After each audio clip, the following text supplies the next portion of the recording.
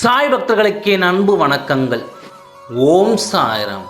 என் அன்பு குழந்தையே, நீ நேசிக்கும் உறவு உனக்கு உறுதியாக கிடைப்பார்.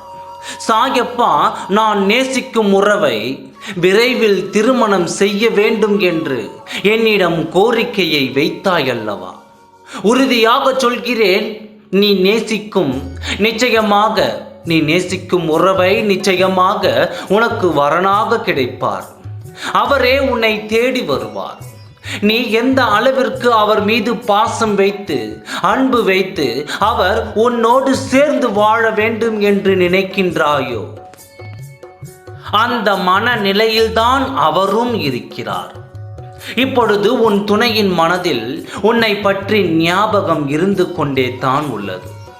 ஏதோ காலத்தின் கட்டாயம் உங்களை பிரித்து வைத்து வேடிக்கை பார்த்து கொண்டிருக்கிறது. இந்த பிரிவு என்பது நிரந்தரம் இல்லை. உன் உயிரான உறவு உன்னை தேடி வருவார். நீங்கள் சேர்ந்து வாழ வேண்டும் என்பது தெய்வத்தின் தீர்ப்பு. அந்த தீர்ப்பை யாராலும் மாற்ற முடியாது.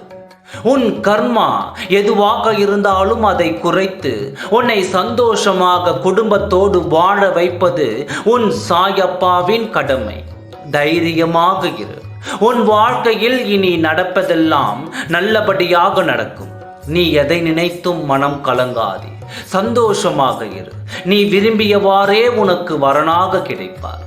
ஓம் சாய்ராம். நன்றி, வணக்கம்.